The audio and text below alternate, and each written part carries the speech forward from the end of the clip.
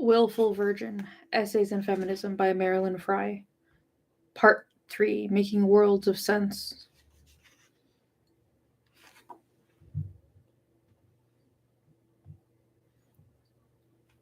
Essay number 12.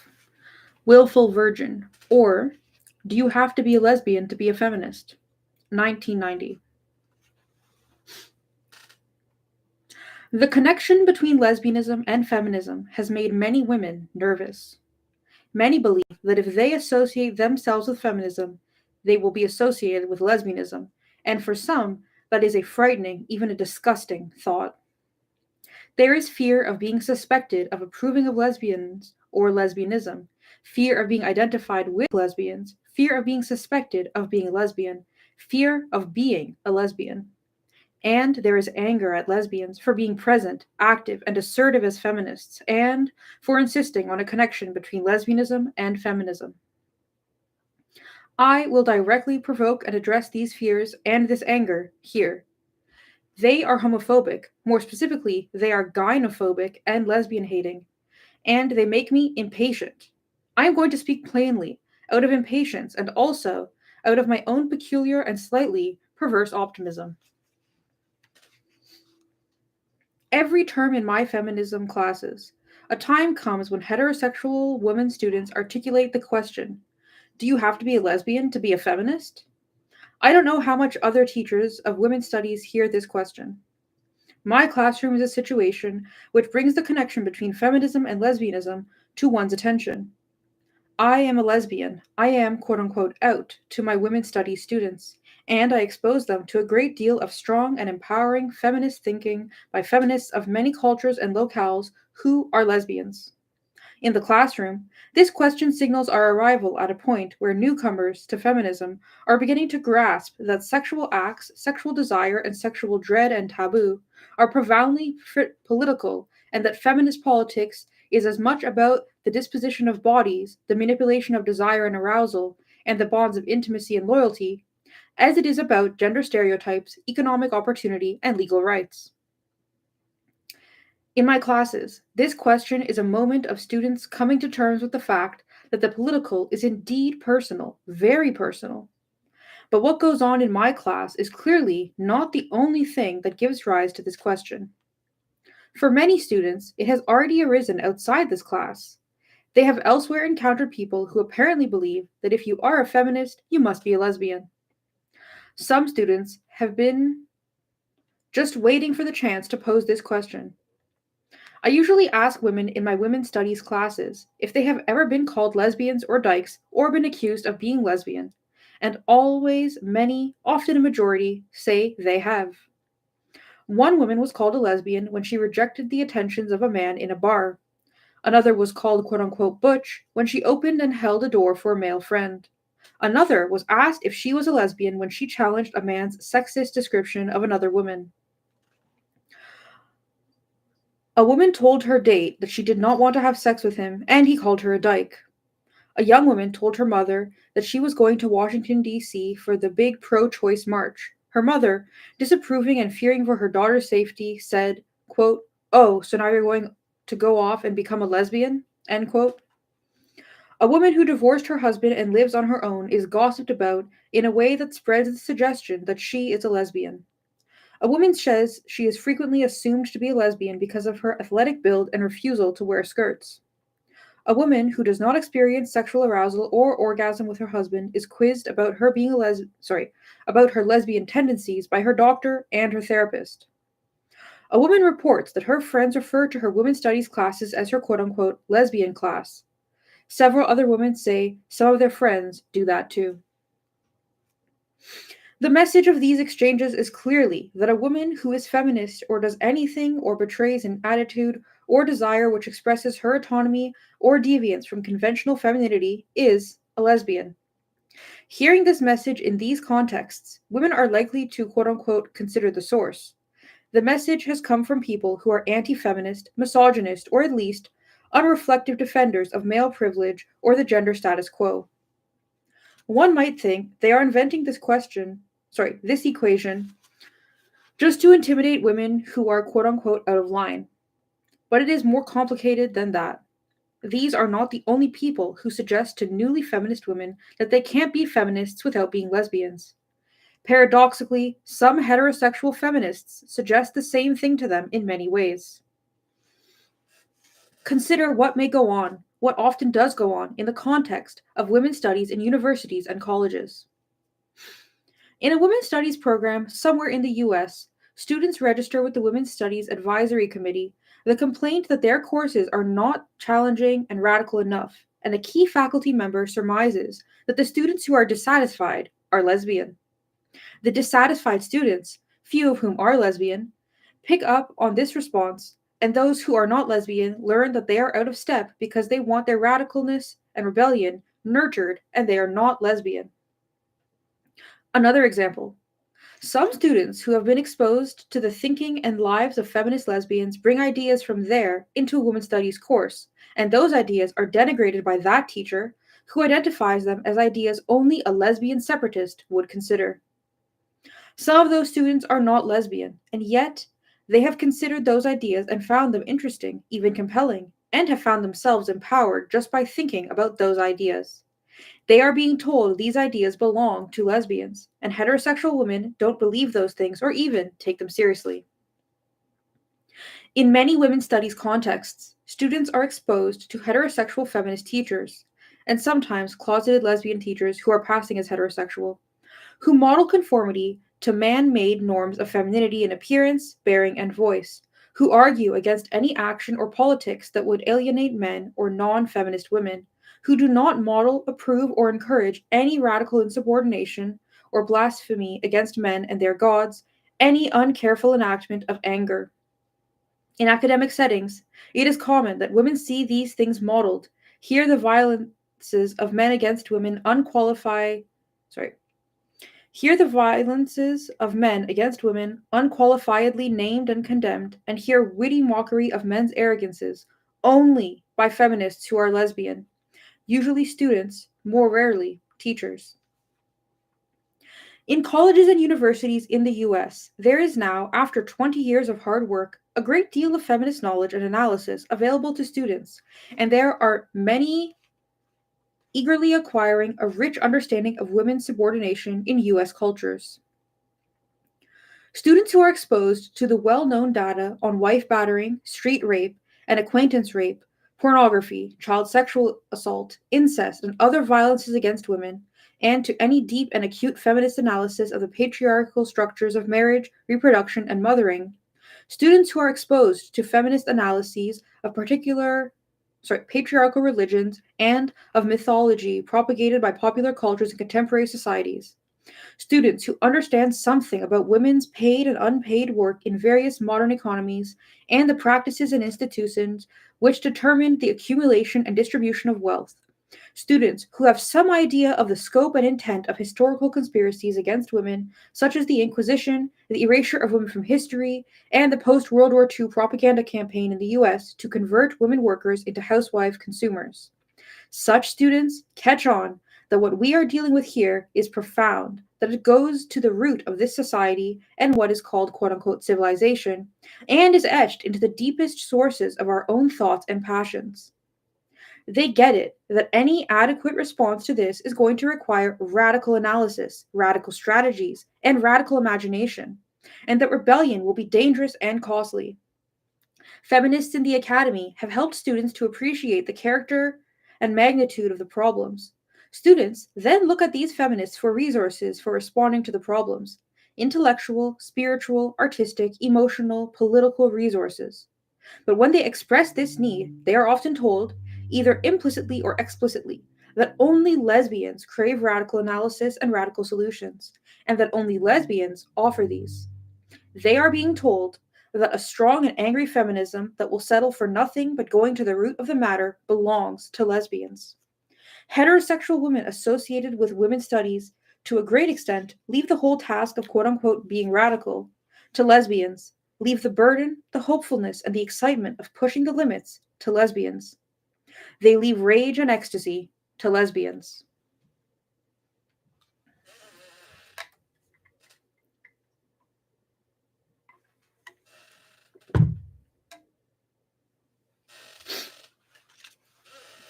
In a variety of contexts, newly feminist women find their assertions and demands met with this implicit or explicit connecting of sexuality and politics. It is sort of implicit it is a sort of implicit theory of women's sexuality according to which a woman who largely adheres to patriarchal feminine norms in act and attitude and who does not radically challenge or rebel against patriarchal institutions is heterosexual. And a woman who does not comply with feminine norms or who seriously challenges or rebels against patriarchal institutions is a lesbian. The difference between the explicit accusations of lesbianism on the part of non or anti feminists and the implicit association of feminist radicalness with lesbians that occurs in many academic contexts is only a difference in the degree and kind of noncompliance it takes to earn the attribute status of lesbian. Feminists are, by definition, to some degree non-compliant with the patriarchal norms of femininity and rebellious against patriarchal institutions. So, by this theory, feminists are to some degree lesbian. It would follow that those who are very feminist, uncompromisingly feminist, extremely feminist, radically feminist, must be lesbians, flat out. For the newly feminist woman who is not lesbian, this connecting of feminism, or any sign of female autonomy or rebellion, with lesbianism is very likely to have the effect of making her back off from any radicalness, censor in herself any extremeness of anti patriarchal thought or action. She has lived all her life in a social climate that makes lesbianism scary and offensive, and that makes her believe she herself is not and could never be a lesbian. If she is a member of a racialized group, she may also have some sense that to be a lesbian would be disloyal to her own community, or she may have the impression that lesbianism simply does not occur among her people. In such contexts, the equation of feminism and lesbianism is a very effective way to place a very narrow and constraining limit on feminism. But even though the linking of feminism and lesbianism actually does work in conjunction with women's homophobia and lesbian hating, to restrain feminism, and even though our contemporary concept of lesbianism is rooted in theories of sexuality which were invented in a period of fearful and extreme reaction against 19th century feminism, I want to suggest that this notion of a connection between lesbianism and feminism is not merely an ad hoc fiction invented by patriarchal loyalists to vilify feminism and intimidate feminists. An intrinsic connection between feminism and lesbianism is a contemporary Euro-American setting in a contemporary Euro-American setting, is just a historically specific manifestation of an ancient and intrinsic connection between patriarchal/fraternal social order and female heterosexuality.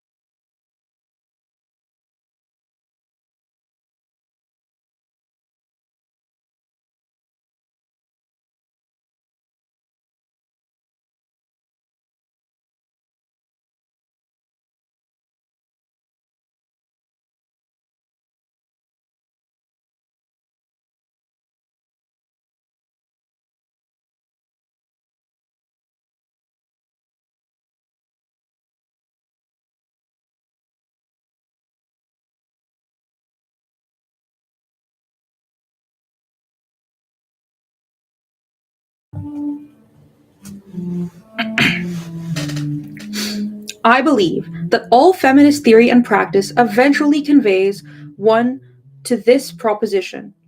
The central constitutive, dynamic, and key mechanism of the global phenomenon of male domination, oppression, and exploitation of females is near universal female homosexuality. Oh my god, wait, okay, no. I'm going to start the sentence again.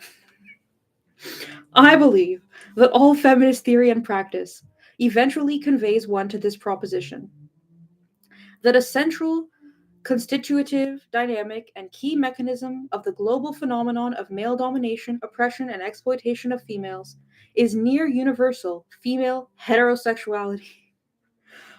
All of the institutions and practices which constitute constitute and materialize this domination, and simultaneously organize males' lives in relation to each other, either presuppose almost universal female heterosexuality or manufacture, regulate, and enforce female heterosexuality, or both.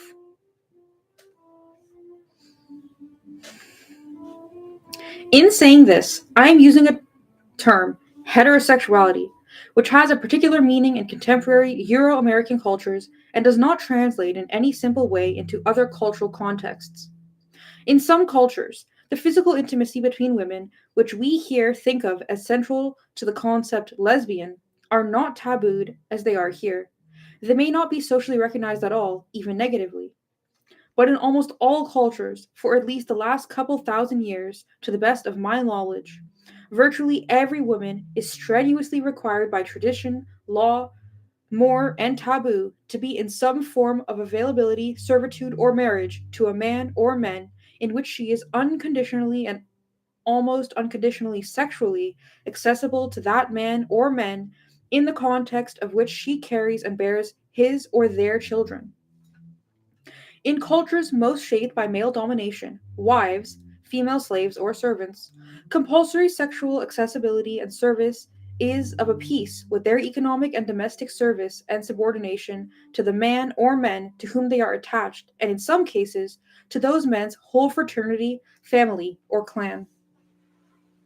Even though in many cultures a distinction between two female sexualities, hetero and lesbian, is not operative, my use of the term heterosexual is suitable because I am referring to life situations and dispositions of female bodies which are defined and determined in terms of female sexual accessibility to males and not in terms of the whole of a female's own desires, affection, ties, or erotic intimacies, whatever their objects.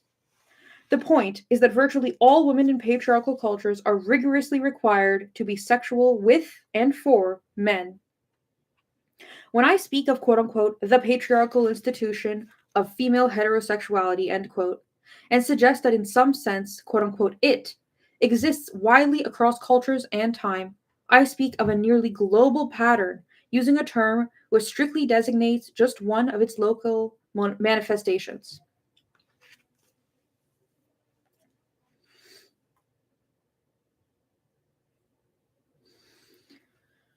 For females to be subordinated and subjugated to males on a global scale, and for males to organize themselves and each other as they do, billions of female individuals, virtually all of who see life on this planet, must be reduced to a more or less willing toleration of subordination and servitude to men. The primary sites of this reduction are the sites of heterosexual relation and encounter, courtship and marriage arrangement, romance, sexual liaisons, fucking, marriage, prostitution, the normative family, incest, and child sexual assault.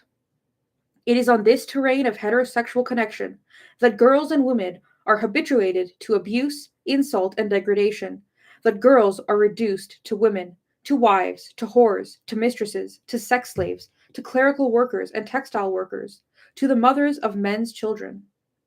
The secondary sites of the forced female embodiment of subordination are the sites of the ritual preparations of girls and women for heterosexual intercourse, relations, and attachments. I refer to training in proper deportment and attire and decoration, all of which is training in and habituation to bodily restriction and distortion. I refer to diets and exercise and beauty regimens, which habituate the individual to deprivation and punishment and to fear and suspicion of her body and its wisdom. I refer to the abduction and seasoning of female sexual slaves, to the clitoridectomy and other forms and sorts of physical and spiritual mutilation, all of which have no cultural or economic purpose or function if girls and women do not have to be made ready for husbands and male lovers, pimps, johns, bosses, and slavers. Without heterosexual abuse, heterosexual harassment, and the heterosexualization of every aspect of females' bodies and behaviors, there would not be patriarchy, and whatever other forms or materializations of oppression might exist, they would not have the shapes, boundaries, and dynamics of the racism, nationalism, and so on that we are now familiar with. The meanings of female heterosexuality are many, and it does not play the same political role in all social and cultural locales. But in most locales, it glues each adult woman to one or more men of her caste, class, race, nation, or tribe, making her willy nilly a supporter of whatever politics those men adhere to, though she has little or no part in shaping or defining that politic, regardless of whether that politic is liberatory or oppressive, and regardless of whether it is liberatory for women. In the particular cases of races and classes which are politically dominant in their locale, female heterosexuality joins females in racial and or class solidarity to dominating males and offers for their compliance the bribe of a share of the benefit their men extort from other groups. Female heterosexuality, whether literally sexual or not, is profoundly implicated in the racism of white women in our present time and place, and the disloyalty to civilization of white men, which Adrienne Rich recommended to white women, is not possible without disloyalty to the men with whom one is bonded by the institution of heterosexuality. And in racial or ethnic groups which are oppressed, when a woman is not complying with the norms of female heterosexuality to the satisfaction of some men, he may bully her into line with the argument that her noncompliance or rebellion against the norms of femininity is disloyal to her race or her community.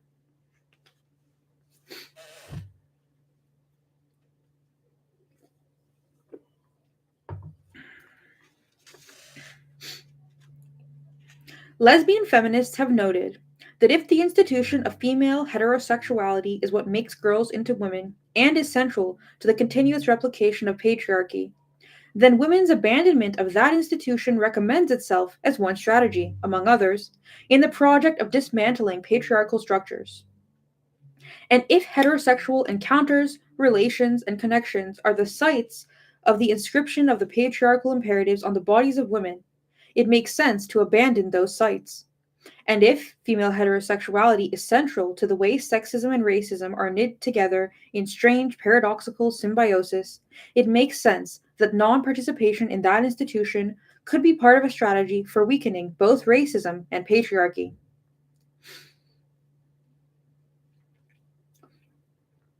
Some women speaking in their other than lesbian feminist voices have responded by saying that withdrawal from participation in the institution of female heterosexuality is only a personal solution and only available to a few.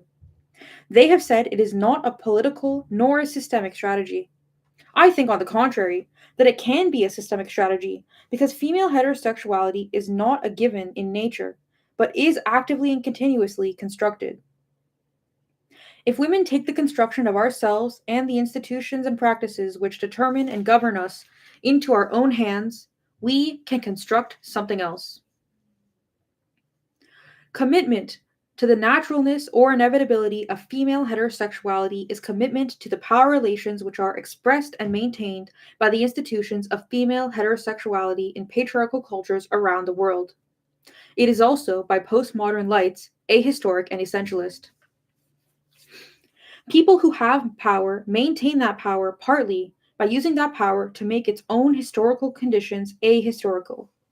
That is, they make the prerequisites of their power into givens.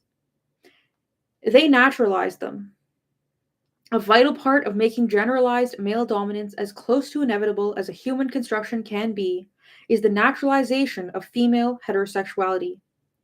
Men have been creating ideologies and political practices which naturalize female heterosexuality continuously in every culture since the dawns of patriarchies. Both, both Freud and Lacan are naturalizers of female heterosexuality. They say that female heterosexuality is constructed, but they rescue themselves by going on to say that its construction is determined and made inevitable by the nature of civilization or the nature of language. Female heterosexuality is not a biological drive or an individual woman's erotic attraction or attachment to another human animal which happens to be male. Female heterosexuality is a set of social institutions and practices defined and regulated by patriarchal kinship systems by both civil and religious law, and by strenuously enforced mores and deeply entrenched values and taboos. Those definitions, regulations, values, and taboos are about male fraternity and the oppression and exploitation of women. They are not about love, human warmth, solace, fun, pleasure, or deep knowledge between people. If any of the latter arise within the boundaries of these institutions and practices, it is because fun, solace, pleasure, and knowledge grow like dandelions and are hard to eradicate, not because heterosexuality is natural or is naturally a site of such benefits.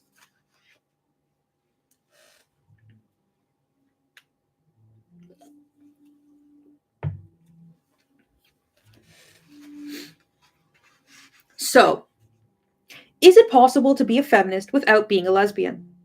My inclination is to say that feminism, which is thoroughly anti patriarchal, is not compatible with female heterosexuality, which is thoroughly patriarchal. But I anticipate the following reply. Quote, you seem to suppose that all relation, connection, or encounter of any passionate or erotic or genital sort, or involving any sort of personal commitment between a female and a male, must belong to this patriarchal institution called, quote unquote, female heterosexuality, that it must be suffocated by this rubric. You seem therefore to suppose that our acts and feelings and meanings are all totally formed by history, social institutions, and language. That is a kind of hopeless determinism which is politically fatal and is contradicted by your own presence here as a lesbian. End quote. I agree that I cannot embrace any absolute historical social determinism. The feminist lesbians' permanent project of defining ourselves and our passions and our communities is a living, willful refusal of such determinism. But the free space of creation exists only when it is actively, creatively, aggressively, courageously, persistently occupied. Patriarchal histories and cultures mitigate against such space constantly by material and conceptual coercion, by bribery, by punishment, and by shaping the constraining the imagination. So long as we do not actively, pervasively, and obstinately create ourselves, lesbians are impossible. In my essay, To Be and Be Seen, following up on a tip from Sarah Hoagland, I explore at length the proposition that there are no lesbians in the universe of patriarchy. A similar and more generic point is useful here. The word quote unquote virgin did not originally mean a woman whose vagina was untouched by any penis, but a free woman, one not betrothed, not married, not bound to, not possessed by any man. It meant a female who is sexually and hence socially her own person. In any universe of patriarchy, there are no virgins in this sense.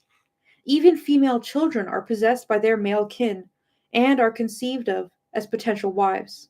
Hence, virgins must be unspeakable, unthinkable, only as negotiations, their existence impossible. Radically feminist lesbians have claimed positive virginity and have been inventing ways of living it out in, in creative defiance of patriarchal definitions of the real and meaningful. The question at hand may be conceived this way. Will and can any women, many women, creatively defy patriarchal definitions of the real and meaningful to invent and embody modes of living, positive virginity, which include women's maintaining erotic, economic, homemaking, partnering connections with men? Such virgins are no more possible in patriarchy than are lesbians.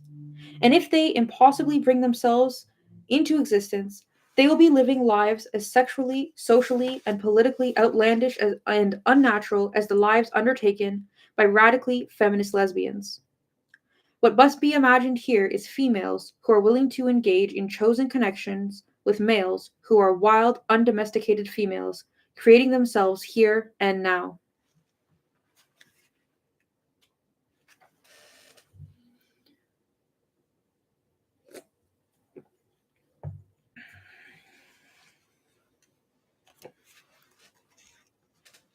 In a way, it is not my place to imagine these wild females who have occasional and or committed erotic, reproductive, homemaking, partnered, or friendship relationships with males.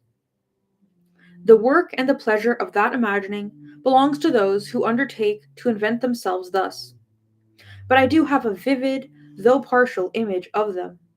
It derives both from my own experience as an impossible being and from my intense desire for alliance and sisterhood with women by my acquaintance who engage in relations with men in the patriarchal context but also seem to me to have a certain aptitude for virginity. This image expresses that quote unquote perverse optimism, which I said at the beginning is one source of this writing/speaking. So I offer for your consideration a sketch of my image of these wild women. Open parentheses, this is not a recipe for political correctness, and I am not legislating. This is a report from my imagination. Close parentheses. These virgins do not attire and decorate themselves in the gear which in their cultures signal female compliance with male defined femininity, and which would form their bodies to such compliance. They do not make themselves quote unquote attractive in the conventional feminine modes of their cultures, and so people who can ignore their animal beauty say they are ugly.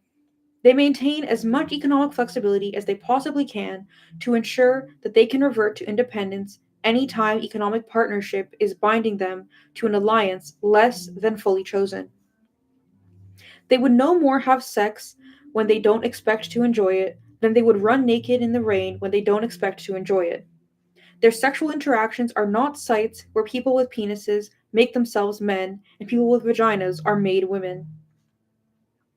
These virgins who connect with men don't try to maintain the fictions that the men they favor are better than other men.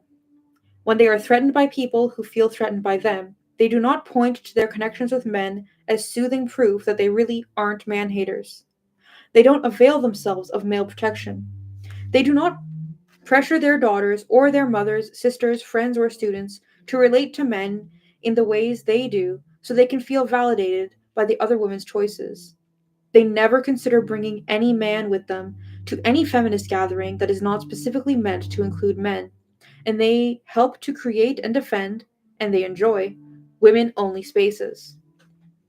These virgins, who connect with men, are not manipulatable by orchestrations of male approval and disapproval, orchestrations of men's and children's needs, real or fake. They are not capable of being reduced to conformity by dread or anxiety about things lesbian, and are unafraid of their own passions for other virgins, including those who are lesbians. They do not need to be respectable. These virgins refuse to enter the institution of marriage and do not support or witness the weddings of others, including the weddings of their favorite brothers. They are die-hard marriage resistors. They come under enormous pressure to marry, but they do not give in to it. They do not consider marriage a privilege. Not even the bribe of spousal health insurance benefits lures them into marriage, not even as they and their partners get older and become more anxious about their health and their economic situations. These virgins have strong, reliable, creative, enduring, sustaining, ardent friendships with women. Their imagination and their politics are shaped more fundamentally by a desire to empower women and create friendship and a solidarity among women than by a commitment to appease, comfort, or change men. These virgins who connect with men do not feel that they could be themselves and be in closets. They are quote unquote out as loose and non compliant females and are a very noticeable phenomenon on the social and political scene. They make themselves visible, audible, and tangible to each other. They make community and sisterhood with each other and with lesbian virgins, and they support each other in their wildness. They frolic and make trouble together. They create ways to have homes and warmth and companionship and intensity with or without a man included. They create value and they create meaning. So when the pressure to conform to patriarchal female heterosexuality are great, they have a context and community of resistance to sustain them and to engage their creative energies in devising new solutions to the problems conformity pretends to solve. They create music, novels, poetry, art, magazines and newspapers, knowledge, skills and tools, political actions and programs. And in their magazines and newspapers, they articulate their imagination, their cultural and political differences, their various values. They berate each other, they support each other, they pay attention to each other. Are these beings I imagine possible? Can you fuck without losing your virginity? I think everything is against it, but it's not my call. I can hopefully imagine. But the counter possible creation of such a reality is up to those women who want to live it, if anyone does. Some women have hoped that you do have to be a lesbian to be a real, extreme, to the root, troublemaking feminist, because then, since they are not lesbians, and would never in the world become lesbians, they have an excuse for not making or acting radically feminist and not alienating men. Much of what passes for women's fear of lesbianism is really fear of men, fear of what men might do to non-compliant females. But I do not want to provide such as an excuse for moderate or safe feminism. Quote unquote, do you have to be a lesbian to be a feminist? Is not quite the right question. The question should be, quote unquote, can a woman be heterosexual and be radically feminist? My picture is this. You do not have to be a lesbian to uncompromisingly embody and enact a radical feminism, but you also cannot be heterosexual in any standard patriarchal meaning of that word. You cannot by any version of a patriarchal you cannot be any version of a patriarchal wife. Lesbian or not, to embody and enact a consistent and all the way feminism, you have to be a heretic, a deviant, an undomesticated female, an impossible being. You have to be a virgin.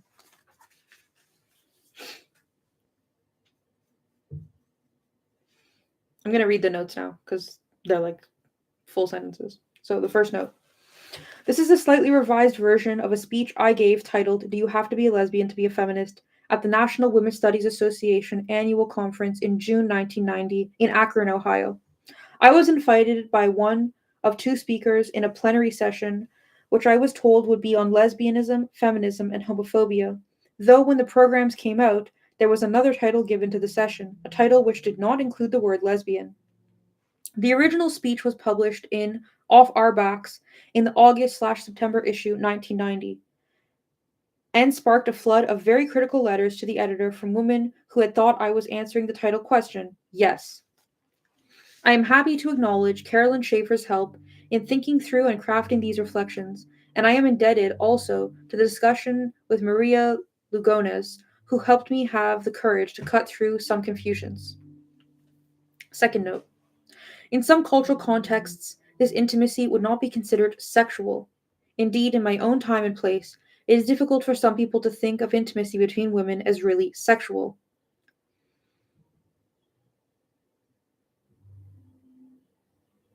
Then she's like referencing that to be and be seen is like from her last book. Note number 3. In the context of European and North American cultures, it may have been a mark of a woman's increased status, a result of the success of the 19th century feminism, that intimate relations among women have come to be taken seriously enough by patriarchal authorities to be seen as an extension of the sexual and to be rigidly forbidden. Note number 4. Thanks to Miriam Johnson for encouraging me to be more mindful here of the cultural specificity of the concepts of lesbian and heterosexual. She suggested that the term wife more accurately designates that women are required to be cross-culturally than the term heterosexual. But in the middle-class U.S. cultures of which I am a native, in this time, the legal and traditional meaning of wife is too narrow to designate what I am referring to. Women of my culture are not so strenuously required to marry as they are required to be heterosexual, to be sexually available to a man or men, and not to be quote-unquote sexual with women. Note number 5. Disloyal to Civilization, Feminism, Racism, and Gynophobia, on Lies, Secrets, and Silence, 1979. Also see White Woman Feminist, the next essay in this collection. Note number 6. These felicitous phrases are due to John Stoltenberg, refusing to be a man, Essays on Sex and Justice. And that's it.